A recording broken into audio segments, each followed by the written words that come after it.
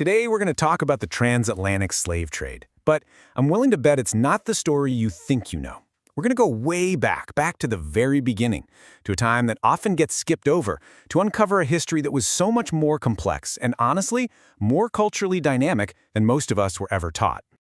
Everything we're talking about today is really grounded in the incredible research from Toby Green's book. His work just completely challenges the old conventional narrative. It pushes us to look beyond the simple numbers and see this profound story of cultural collision, interaction, and ultimately transformation. So just take a second. When I say that phrase, what's the first image that pops into your head? What are the key parts of the story that you remember from school? For most of us, right, it's a picture of the 18th century.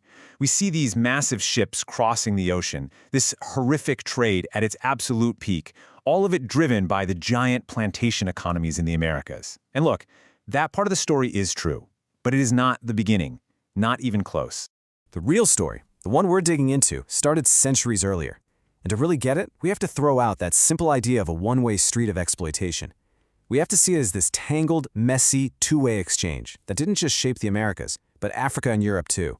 So, why doesn't that conventional story really hold up? Well, it all starts to fall apart when you look at the numbers. For a long time, historians were working with figures like this one. There was this really influential census that estimated that on average, only about 421 people were enslaved and shipped out from this key region of Western Africa each year in the late 1500s. But here's the thing. As Toby Green argues so powerfully, numbers like that are, and I'm quoting here, unsustainable. They just don't add up. They can't possibly explain the massive social upheaval happening in Africa or the huge and growing demand for labor over in the Americas. They're abstract figures that totally miss the human reality of what was going on. And the reason these old numbers fail is because they're based on official records, which, as you can imagine, were totally incomplete.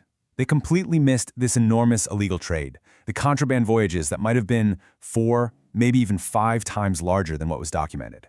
But honestly, more importantly, focusing only on the numbers makes us completely blind to the real story here, the deep, profound social and cultural shifts happening on the ground. And to really get that story, we've got to hit rewind. We need to see what Western Africa was actually like before this period of intense contact across the Atlantic. Now, this is absolutely critical. Africa wasn't just sitting there passively waiting for European ships to show up on the horizon. Not at all. This was a region with its own deep, complex, and dynamic history already in motion. For centuries, this area was home to vast empires, like the Mali Empire. It had these incredibly sophisticated long-distance trade networks, often run by communities living far from their homelands. The societies here were already culturally plural, they were adaptable, and they were very used to interacting with and absorbing pressure from expanding groups like the Mandinka. This is the vibrant, complicated world that the first Europeans sailed into. And it's the collision between this dynamic African world and a very specific group of European outsiders that gives birth to a powerful new idea, creolization. So what is creolization? It's the process where completely new hybrid cultures and languages are born out of intense, long-term contact between different groups of people. And it's not just about borrowing a word here or a food there, it's about creating something entirely new in those spaces between cultures. And what we see here are basically the perfect ingredients for this kind of creolization to happen. On one side, you have these Upper Guinean societies, already multicultural, already used to adapting. And on the other side, you have these so-called new Christians. They were skilled merchants, many of Jewish descent, who were kind of pushed to the margins of European society. So when these two groups, both in a way outsiders, met on the West African coast, it created this unique social laboratory. And this new mixed Creole culture, well, it didn't just stay local, no way.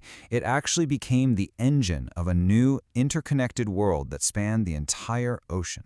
So you have places like the Cabo Verde Islands, just off the coast, and they become the central hub for this whole new system. This Creole society, born from both African and European roots, became the critical link connecting Africa, Europe, and the brand new colonies in the Americas. It wasn't just a trading post, it was a cultural headquarters. And we can see the tragic human reality of this system right in the data.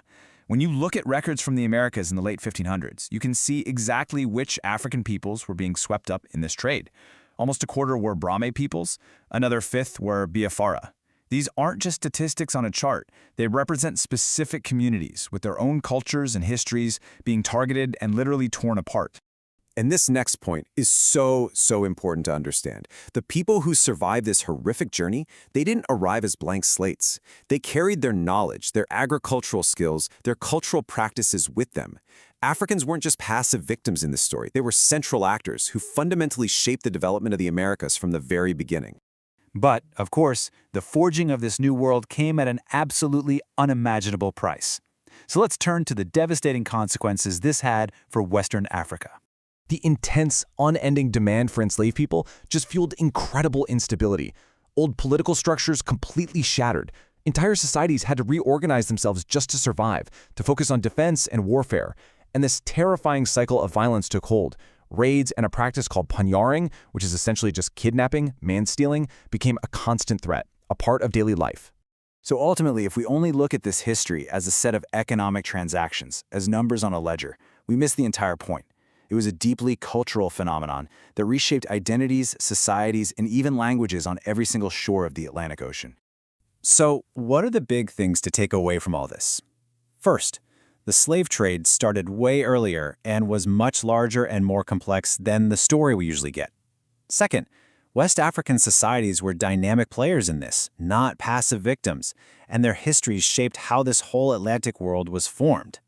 And finally, this idea of creolization, the birth of new, mixed cultures, is absolutely essential to understanding this entire period. And that leaves us with one last question to think about.